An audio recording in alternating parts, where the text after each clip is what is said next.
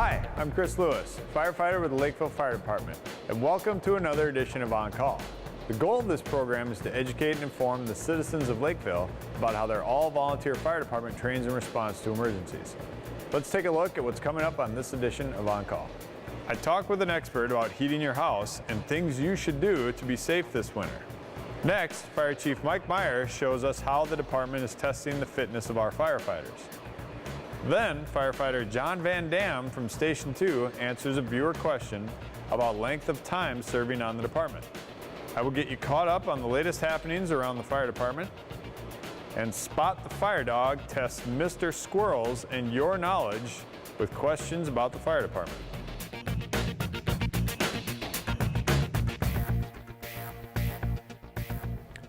Today we're talking about home heating safety, and joining me out of Fire Station 4 is John Garner. John, thanks for being here. You're welcome. So why don't you tell me a little bit about what you do when you are not a firefighter at Lakeville? Well, I'm considered a pipe fitter, otherwise known as an HVAC technician.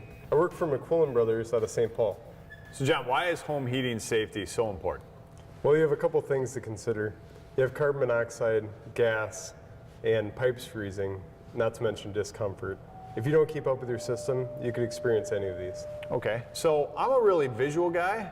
Can we take you over to like a house and you can show us what we should be looking for and good and bad features, things like that? Sure, let's go. All right. All right, John, so here we are now in the utility room of a house in Lakeville. Tell me what I'm looking at. I see a furnace, some other stuff, but as the homeowner, what do I want to see when I'm here? So the first thing is, dirt is the enemy. Dirt and dust can cause a lot of problems in your home.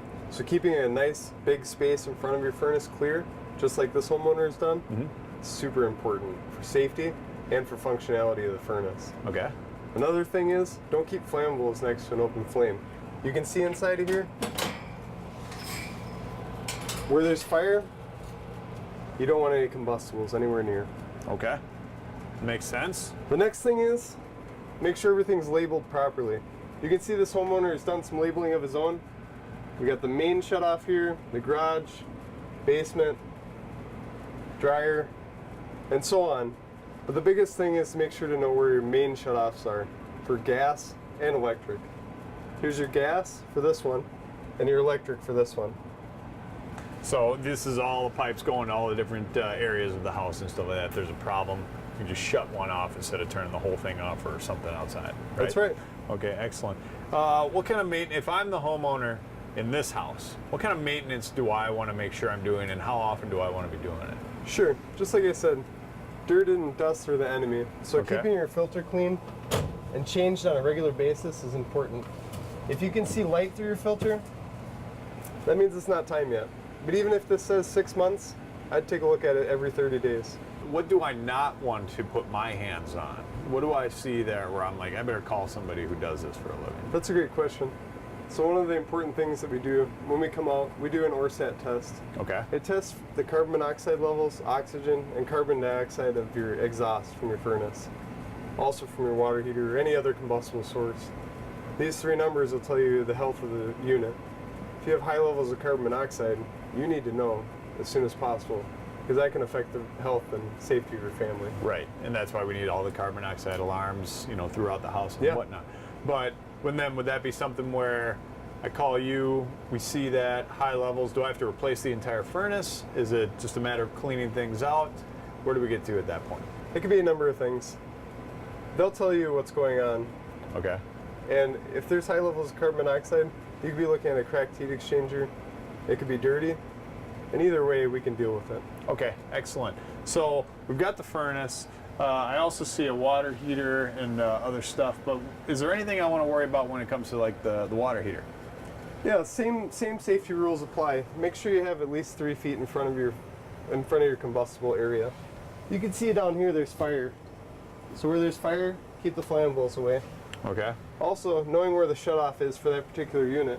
If you have a gas leak, it smells like rotten eggs. You're going to need to know where to shut it off if you have the ability.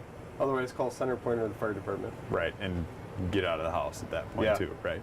Okay, great. There are some other things I'd like to look at if it's all right with you. Sure. But so let's go over to the other spot of the house. Sounds great. Excellent. So everybody loves a fireplace, especially here in Minnesota. We have a gas burning one here, but people also have wood burning fireplaces. What do we need to know or tell our viewers about safety in this area? Sure. With a gas burning fireplace, obviously with gas, if you smell something, call Center Point or the fire department. Okay. Also, there's electronic equipment in here and gas valves. They need to be dusted out regularly so they don't start on fire. The next thing is wood burning fireplace. You want to make sure it's clean and inspected every year.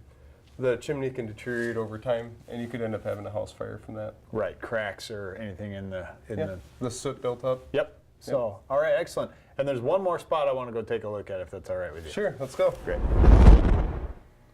All right, John, now we're out here in the garage, and I've got a space heater up here to keep this garage warm. A lot of houses in Minnesota will have these. I imagine this is pretty low maintenance, but what are we looking at up here? Actually, this is the #1 thing forgotten in most people's homes, is the garage heater. You can see this one in particular. It's burning dirty on the inside, which is creating a leak in the exhaust system. These things are just as much maintenance as the furnace inside your home. Okay. And the important thing is just to have them cleaned, just like anything else in your home. Now, is this something as the homeowner I can clean? I mean, it's a little tiny unit like this, or should I be calling you guys? Sure, you can take a few things apart and clean the initial area.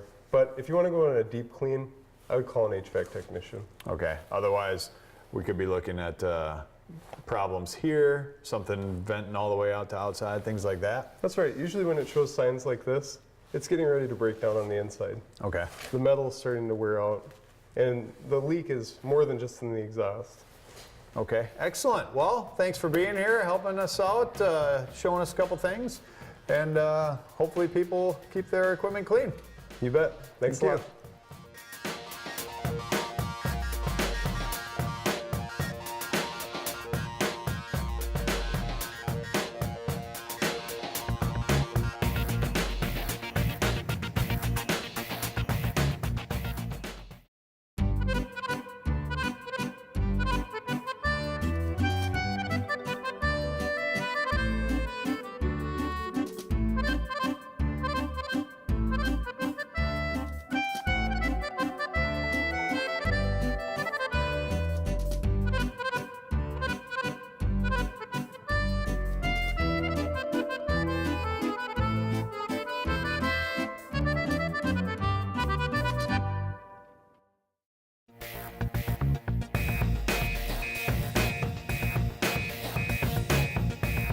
Welcome to another edition of Chief's Corner. I'm Fire Chief Mike Meyer, and today I'm joined by Assistant Chief Todd Sellner.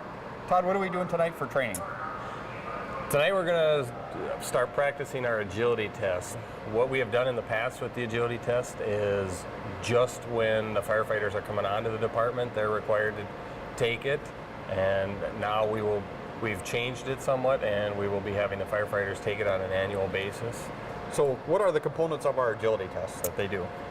The agility test is a combination of carrying a hose pack up the stairs, back down to the first level, put that down, then we do a pike pole exercise. From there we go to a ladder exercise. From the ladder drill, then we do a equipment carry down to the one side of the building and back, and from there we go to a new station, which is a Kaiser sled. And then we have a hose disconnect and connect station. From there, then we pull a charge line, drag a dummy. From there, we do the whole sequence a second time, and that completes the course.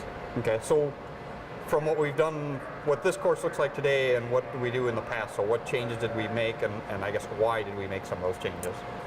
We added stations just to update the course and to make it a little bit more challenging to simulate tasks on a fire ground.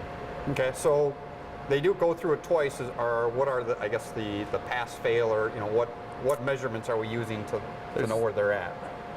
The firefighters, there's not a time limit, but they are not allowed to stop for more than 15 seconds at a time. If they do, then they're done and they would have to start over. Okay, and what, I guess from a procedural standpoint, so they can't make it, and then what do we go from there as far as if a firefighter physically can't do it, then what are our steps as far as a department, and how do we make sure that we can get them back on track? The goal is just to make the firefighters aware of their health and their fitness. And it's up to the firefighter if they're not up to what they feel they need to do to complete the course and the time they're looking for or the time that we'd want them to do it, then they'll need to make a change. Well, thank you, Todd. I think this is a great addition to our department, and to make the firefighters more mindful of what are their fitness levels and their health styles, and to help us along as far as improve, make sure everybody's healthy for us. Thank you for joining me. You're welcome.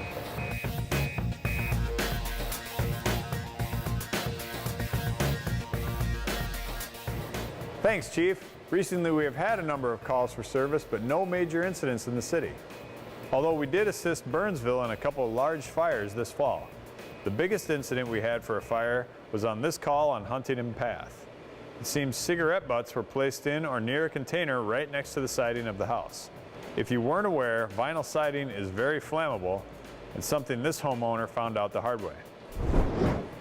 One incident the department responded to involved a little meet and greet for these two drivers at the intersection of Jaguar Avenue and 175th Street. This person was out for a ride a day after purchasing this used snowmobile. Things got a little hot while he was riding and the unit started on fire. Firefighters put out the fire, and needless to say, the snowmobile was a total loss. LFD had the captain of Station 4 retire recently. Kevin Needham retired after 20 years of service with Lakeville Fire Department. The department recognized Kevin for his years of service by giving him a shadow box at a city council meeting. Thank you, Kevin, for all of your time and effort for the Lakeville Fire Department. At that same meeting, some of the newest recruits officially became members of the fire department. These 9 firefighters took an oath, and members of their family were involved with the honor of badging the new firefighters. This ceremony marks the end of their initial training and rookie status. Congratulations to all the new firefighters on officially joining the fire department. Every fall, LFD Fire Inspector Jay O'Connell, along with other firefighters, visit each elementary school in the city. The kindergartners get a chance to get an up-close look at a fire truck, and 4th graders get to learn how to be fire safe. The entire 4th grade is also involved in a poster contest. Every student gets to create a poster, and each school is awarded a winning poster. From these posters, one is awarded to be the overall winner for the LFD poster contest. This year's winner is Jocelyn Grossman from Mrs. Ladd's class at Lake Marion Elementary, and her poster is now entered into a statewide poster contest. Congrats, Jocelyn. And that's just some of the things happening around the fire department.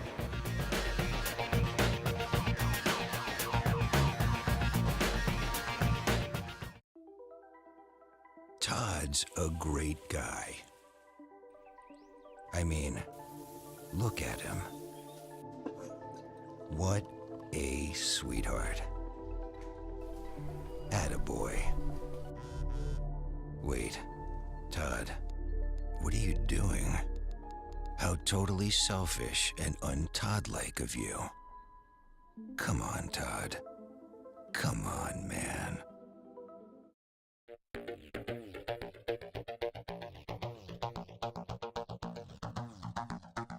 Hi, I'm John, firefighter of Station 2. Today's Ask the Firefighter question comes from Penny. She asks, how long do firefighters stay on the department? Thanks for your question, Penny. Let's first look at how the Lakeville Fire Department is set up before we answer your question. As many of you already know, LFD is most commonly referred to as a volunteer fire department. More accurately, we are a paid on-call fire department. Each firefighter receives a small amount of money for each call they respond to. The only other compensation is a pension available to firefighters who spend enough time on the department. Currently, there are 84 paid-on-call firefighters on the department. In addition, there are some full-time employees, which include the fire chief, assistant chief, fire marshal, fire inspector, and 2 administrative assistants. The average time of a current active firefighter on the department is 9 years and 11 months, with the average age being about 41 years old. Currently, our longest serving member of the department is Greg out of Station 4. Greg has been with us for the past 29 years. So to answer your question, it really depends on the person. Some don't make it through training, and some make it close to 30 years. Thanks for your question, Penny. If you have a question for Ask the Firefighter, use the contact information on your screen.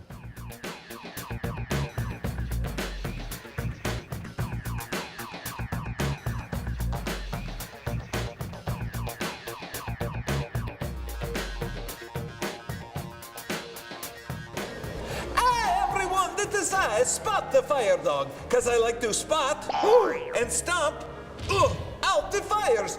And this month, we are going to be doing a quiz all about the Lakeville Fire Department, and joining me is my best buddy, Mr. Squirrel. How are you doing, Mr. Squirrel? Hey, I see you got an acorn. How's that acorn doing? Very good. So, hey, we're going to go through a couple questions, and Mr. Squirrel and I are going to try and answer them. All right, are you ready to start out, Mr. Squirrel? Do you need to relax? Very good. Okay, we got the 10 questions. Oh, are you going to make it through 10 questions, Mr. Squirrel? Oh, good job. All right, Mr. Squirrel. Question number 1 is, what year was LFD established? Was it 1884, 1898, 1932, or 1956? What do you think there, Mr. Squirrel? Sometime this year, Mr. Squirrel. Nope, not 1932. Try again. Yes, you're right, it was 1884. Very good. Yes, our fire department has been around for a long, long time. Yeah, great rich history. All right, you ready? Question number 2. How many firefighters are on the department? Is it 56, 84, 99, or 110? What do you think, Mr. Squirrel? Think carefully now. You might lose your acorn. Yes, you're right, it is! It's me, 84! Yeah, and most of those firefighters are volunteers. Did you know that? I'm a volunteer, do you know that? Yeah, I got this great shirt for being a good volunteer. What did you get? Oh, that's right. You don't really volunteer for the department, do you? Maybe in the future. All right, question number 3. How many fire stations are located in the city?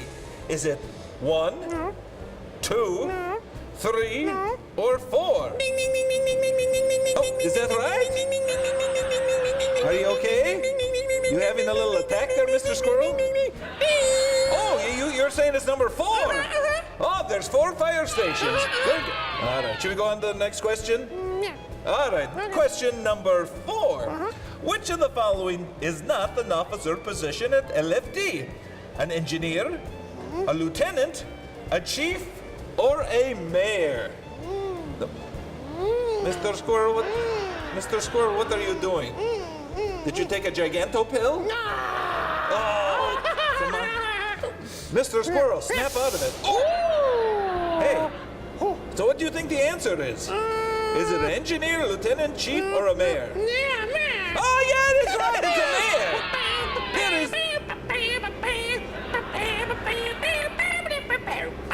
Yeah, a mayor is a city position that is elected by the people who live in a city.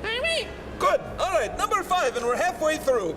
How many fire vehicles are there in the department? Is there 4? Is there 11? Is there 18?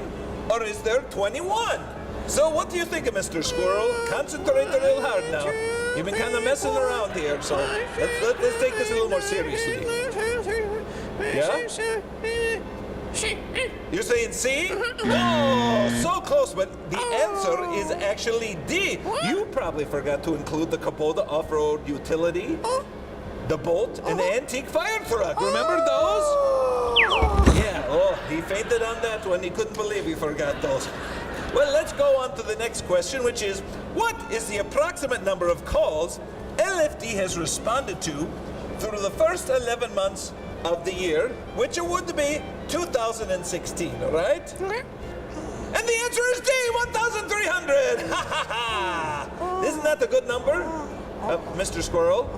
Mr. Squirrel, I told you the answer already. Yeah, it was 1,300. Oh, okay. Yeah, no, that's okay. I was just excited because I think that's a fantastic number. All right, our next one is number 7. How many firefighters sleep at the fire station every night? Is it 12, 24, all of the above, or none of the above? What do you think, Mr. Squirrel? Mr. Squirrel? Mr. Squirrel? Hey! Wake up, Mr. Squirrel! We're supposed to be talking about how many firefighters sleep. You don't know, do you? You're too sleepy. Well, the answer is D, none. We just have a volunteer of firefighters, and they get paged or get the call, and then they show up here at the fire station. So nobody sleeps here. Yeah, except maybe me. Yeah. All right, next question. What types of calls does the fire department respond to the most? Is it A, medicals, B, fires, C, odor investigations? You must have something to do with that, Mr. Squirrel. And D, cats in trees. What do you think? Well, back off, you're into my personal space. All right, then what do you think about that one? What type of calls do they most respond to? No, not cat in the trees calls. And not even squirrels in the tree calls, but I bet you they would have responded to that. But it's A, medicals. Yeah, do you ever get sick, Mr. Squirrel? Yeah, you probably have too many nuts sometimes, don't you? Yeah, then you're in bed for days. Yeah, that's not good. All right, then we're almost done here, Mr. Squirrel. 2 questions left. Number 9, how many days per month do firefighters attend a training class? Is it 1, 2, 3, or 4 days out of the month? So what do you think, Mr. Squirrel? You got the answer, or do you have an itch? What is it? 3? That's right, it is 3. Yeah, they do 3 training days a month, and the officers train 4 days per month. So they're busy, and so they spend a lot of time away from their family to make sure they keep our community safe. All right, Mr. Squirrel, do you want to do the last one? All right, I might have to translate for you, though. So do number 10. Here's my script. Go ahead. Okay. Name the building fire administration is located. Oh, the first choice is the police station, City Hall, fire station number 4, or Culver's. Oh my goodness, just because a lot of firefighters and fire inspectors and marshals like to go to Culver's doesn't mean that that's a choice. Yeah, that is pretty funny though. But what is the correct answer? The correct answer is C, fire station number 4. Hey, this has been a lot of fun, Mr. Squirrel. Did you have a good time? Well, thank you so much for helping, and I hope you guys out there learned something about what goes on here at the Lakeville Fire Department. So, for Mr. Squirrel, say goodbye, Mr. Squirrel. This is a Spot the Fire Dog, because I like to spot and stomp. Stomp with me. Out the fires. Oh, keep stomping it. We'll see you next time. Bye, everybody. Oh, stomp, stomp. Oh, you stomped on my foot, Mr. Squirrel.